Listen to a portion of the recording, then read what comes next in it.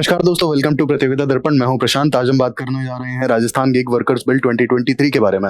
हाल ही में एक न्यूज आती है द हिंदू का, आप ये आर्टिकल देख सकते हैं, Rajasthan draft bill for gig workers.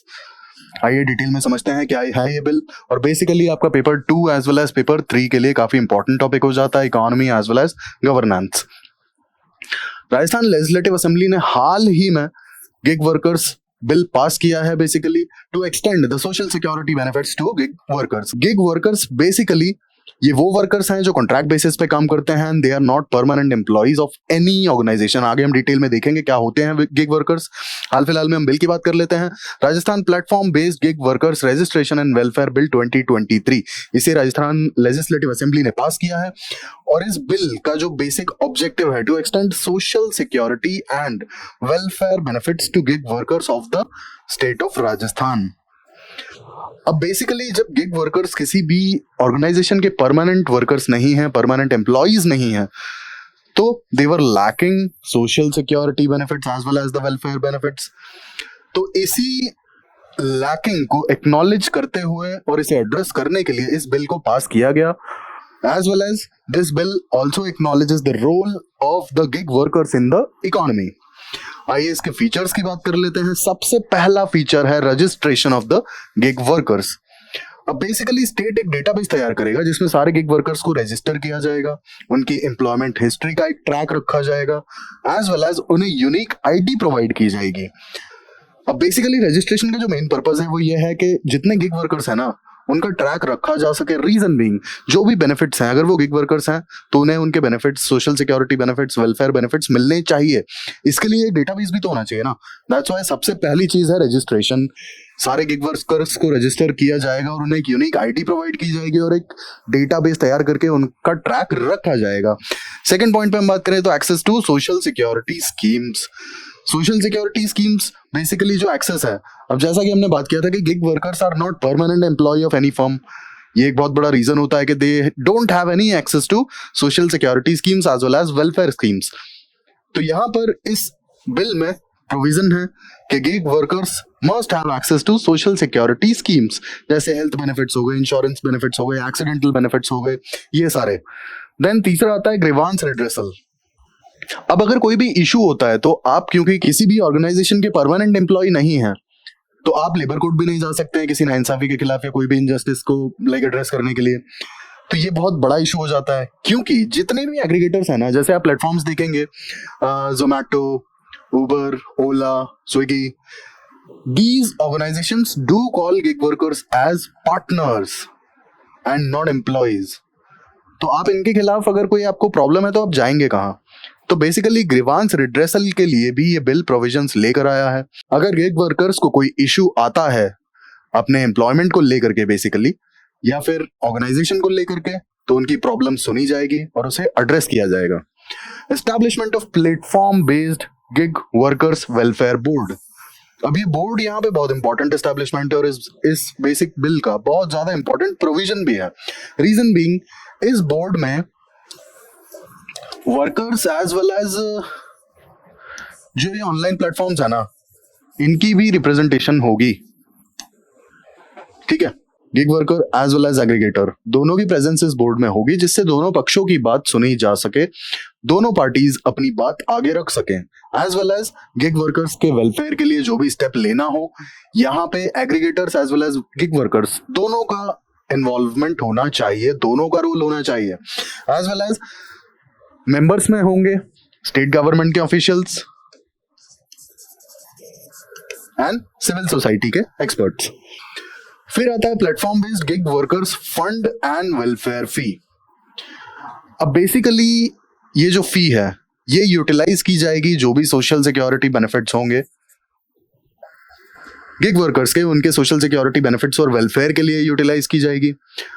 और ये फी लिवाई की जाएगी एग्रीगेटर्स पे। एग्रीगेटर्स के जो भी ट्रांजैक्शन होते हैं उस पर एक सर्टेन परसेंटेज लिवाई किया जाएगा और इस फी का पोर्शन जो है वेलफेयर फी में जाएगा, जो होगा गिग वर्कर्स के benefits as well as social security के लिए। इसके बाद आता है पेनाल्टीज फॉर नॉन कंप्लायंस। अब जो भी एग्रीगेटर्स या जो भी ऑनलाइन प्लेटफॉर्म्स इस पर्टिकुलर बिल के जो प्रोविजंस हैं अगर उन्हें फॉलो नहीं करते हैं तो पेनल्टी का भी प्रोविजन है। और काफी हैवी पेनल्टी लगेगी। अब हम गिग वर्कर्स की बात कर लेते हैं थोड़ा डिटेल में। जैसा कि मैंने आपको पहले बताया था कि गिग वर्कर्स बेसिकली ये किसी भी ऑर्गेनाइजेशन के परमानेंट एम्प्लॉयज नहीं होते हैं। और स्विगी, ओला, जोमैटो, उबर, ये सारी ऑर्गेनाइजेशंस तो अपने जो वर्कर्स हैं ना एम्प्लॉयज नहीं कहती हैं, इन्हें पार्टनर्स कहती हैं। ठीक है, तो आइए हम डिटेल में देख लेते हैं। Basically gig worker is someone who earns from activities which are outside the traditional employer employee relationship and works on a contract for various platforms or aggregators. Example Swiggy, Zomato, Ola, Uber, Urban Company. अब अगर आप देखेंगे तो यहाँ पे employer और employ का जो रिलेशनशिप है वो तो है ही नहीं ना। As I already told you, ये जितने एग्रीगेटर्स होते हैं ये अपने गिग वर्कर्स को पार्टनर्स कहते हैं। ठीक है, पार्टनर्स कहते हैं लोग। और यहाँ पे सबसे इंपॉर्टेंट चीज है contract, because these workers are working on contractual basis, permanent employee नहीं है।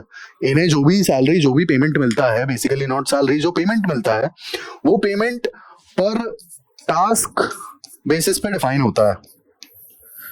आप एग्जांपल के लिए ऐसे समझिए कि उबर है, तो अगर कोई ड्राइवर है, ड्राइवर ने जितनी राइड्स की होंगी ना उसके बेसिस पे ही उसे पैसा मिलेगा उबर की तरफ से। ऐसा नहीं हो सकता कि उबर उसे एक्स्ट्रा मनी दे दे। उसने 2 राइड्स की हैं तो 2 राइड्स का ही पैसा मिलेगा। उसने अगर 40 किलोमीटर की एक राइड की है तो उसे एक ही राइड का पैसा मिलेगा उसके अकॉर्डिंग। और अगर उसने 10-10 किलोमीटर की 4 राइड की है तो उसे 4 राइड का पैसा मिलेगा उसके अकॉर्डिंग, जो भी बनता होगा कंपनी के रूल्स के हिसाब से। तो इन्हें पर टास्क बेसिस पे पैसा मिलता है, कोई फिक्स्ड इनकम नहीं है, कॉन्ट्रैक्ट बेसिस पे होते हैं एंड पार्टनर्स होते हैं। ये फर्म जब चाहे इन्हें निकाल सकती हैं, इनकी सर्विसेज लेना बंद कर सकती हैं। जैसे कई बार होता है कि आपने देखा होगा ओला और उबर के जो ड्राइवर्स होते हैं उनका अकाउंट सस्पेंड कर दिया जाता है, तो कई बार फिर वो दूसरे मोबाइल नंबर से अपना अकाउंट नया बनाते हैं, तो ये इश्यूज आते हैं। वो जब चाहे सर्विसेज को सस्पेंड भी कर सकते हैं। Then gig workers are not regular employees, regular employees होते ही नहीं है। इसके बाद फ्लेक्सिबल वर्क टाइमिंग्स होती हैं। कोई 15 घंटे भी काम करना चाहेगा तो उबर उसे 15 घंटे भी काम देगा, कोई 5 घंटे करना चाहेगा तो उबर उसे 5 घंटे भी देगा। तो काफी ज्यादा फ्लेक्सिबिलिटी होती है। इसीलिए जो गिग वर्कर्स है ना ये मल्टीपल एग्रीगेटर्स के साथ में एक साथ काम करते हैं and they are having multiple sources of income. आप देखेंगे एक, अगर कोई सपोज हम यहाँ ओला और उबर का एग्जांपल ले लेते हैं, कोई ड्राइवर उबर पे अपनी कैब ड्राइव कर रहा है तो उसके पास बहुत हाई चांसेस हैं कि ओला का भी ऐप हो गए होगा, और अगर वो चाहेगा तो ओला से भी बुकिंग ले सकता है, उबर से भी ले सकता है। तो आप देख सकते हैं कि मल्टीपल सोर्सेज से, यानी कि मल्टीपल एग्रीगेटर्स के साथ में एक साथ काम करते हैं। Same goes with Swiggy as well as Zomato also. जो डिलीवरी पार्टनर है वो शायद स्विगी के ऑर्डर्स भी डिलीवर करेगा और जोमैटो के भी। तो ये रीजन बीइंग काफी कम पैसा मिलता है ना, है ना, और क्योंकि इनके वर्क टाइमिंग्स बहुत फ्लेक्सिबल होते हैं, काफी काम उठा लेते हैं ये लोग। और स्पेसिफिकली आप देखेंगे कोविड के बाद तो काफी हालत चेंज हुई है, मतलब परमानेंट जॉब लोगों की चली गई, तो इसके कारण से काफी लोग होता है डिलीवरी इसमें उतर आए हैं। तो ये काफी जरूरी मतलब बिल था। अब एक्चुअली राजस्थान असेंबली ने जब इस बिल को पास किया उससे पहले अगर गिग वर्कर्स के लिए कोई कोडल प्रोविजन था तो वो था ये सेंट्रल गवर्नमेंट का कोड ऑन सोशल सिक्योरिटी 2020। आइए इसे डिटेल में देख लेते हैं। Code aims to amend laws related to the social security. Social security के जो भी लॉज थे रिगार्डिंग द वर्कर्स उन्हें अमेंड करने का काम किया इस कोड ने। अब इस कोड में एक खास बात यह है कि जो भी प्रोविजंस हैं वो सारे वर्कर्स पे एप्लीकेबल होंगे, चाहे वो ऑर्गेनाइज सेक्टर के हों चाहे वो अनऑर्गेनाइज सेक्टर के हों। Secondly, social security funds establish करने की बात करता है ये कोड, मतलब सोशल सिक्योरिटी फंड्स एस्टैब्लिश किए जाएंगे basically state as well as central level पे अलग अलग। ठीक है, फिर आता है आपका रजिस्ट्रेशन प्रोविजंस। यहाँ पे unorganised workers, gig workers as well as platform workers सभी के लिए रजिस्ट्रेशन प्रोविजंस भी हैं। नेक्स्ट प्रोविजन है नेशनल सोशल सिक्योरिटी बोर्ड की एस्टैब्लिशमेंट के बारे में बात करता है code. National social security board establish किया जाएगा to oversee the working as well as the implementation of the code on social security 2020। फिर पेनाल्टीज रिड्यूस कर दी गई हैं पहले से कंपैरेटिवली 2020 के कोड में, जो भी ऑफेंसेस हैं regarding the violations of the labour laws, तो यहाँ पेनाल्टीज पहले से कम कर दी गई हैं। देन यहाँ पे एक बहुत इंपॉर्टेंट प्रोविजन है इस कोड में, किसी भी एपिडेमिक में सेंट्रल गवर्नमेंट के पास ये पावर होती है दैट इट में डिनाई और रिड्यूस द एम्प्लॉयर और एम्प्लॉय कॉन्ट्रीब्यूशंस इन प्रोविडेंट फंड और ESI, यानी कि एम्प्लॉय स्टेट इंश्योरेंस। अब इंडिया के केस में गिग इकोनॉमी की अगर हम बात करें तो इंडिया में लगभग 15 मिलियन गिग वर्कर्स हैं। इंडिया में लगभग 15 मिलियन गिग वर्कर्स हैं। अब सोचिए 1.5 करोड़ लोग गिग वर्कर्स हैं इंडिया में। ये डेटा प्रोवाइड किया था बॉस्टन कंसल्टिंग ग्रुप ने। अब यहाँ हम डिवीजन देख लेते हैं जरा। नीति आयोग की रिपोर्ट के according retail trade as well as sales में लगभग 26 लाख गिग वर्कर्स हैं। ट्रांसपोर्टेशन में लगभग 13 लाख गिग वर्कर्स हैं। फाइनेंस एंड इंश्योरेंस में लगभग 6.3 लाख गिग वर्कर्स हैं। मैन्युफैक्चरिंग में 6.2 लाख गिग वर्कर्स हैं। एंड एजुकेशन में लगभग 1 लाख गिग वर्कर्स हैं। फिर यहाँ अगर डिवीजन देखा जाए तो 47% of the people who are gig workers are involve in medium skilled jobs, 31% are involve in low skilled jobs and 22% are involve in high skilled jobs. अब गिग वर्कर्स का आपको बेसिकली एक बेसिक डेफिनेशन अगर समझाऊं तो these workers do work on contract, these are not permanent employees of any organisation. सबसे basic आपको ये याद रखना है। आप बहुत ज्यादा डिटेल में नहीं जाएंगे, कहीं भी बहुत सारे प्रोविजंस हो सकते हैं आप जितना डिटेल में जाएंगे, इसलिए मैं बोल रहा हूँ कि आप अगर एक बेसिक डेफिनेशन याद रखेंगे कि gig workers are basically employees who work on contract with flexibility of work timings and ये किसी भी ऑर्गेनाइजेशन के परमानेंट एम्प्लॉय नहीं होते हैं बस। तो ये हमने डेटा देख लिया। 47% इन मीडियम स्किल्ड, 31% इन लो स्किल्ड, 22% इन हाई स्किल्ड। अब हाई स्किल्ड में भी गिग वर्कर्स हो सकते हैं। एग्जांपल के लिए आप ऐसे समझिए फ्रीलांसर्स एक तरीके से क्या है, गिग वर्कर्स ही है ना। और हाई स्किल्ड जॉब भी है फ्रीलांसिंग। आप मतलब आपके पास कोई पर्टिकुलर स्किल होगा, या तो आप म्यूजिशियन हैं या फिर आप कंटेंट राइटर हैं, तो कोई ना कोई आपके पास स्किल होगा तभी आप फ्रीलांस कर पाएंगे किसी भी ऑर्गेनाइजेशन की रिक्वायरमेंट के लिए। तो आप देख सकते हैं कि 22% of the people are also involve in high skilled jobs, 22% of the gig workers.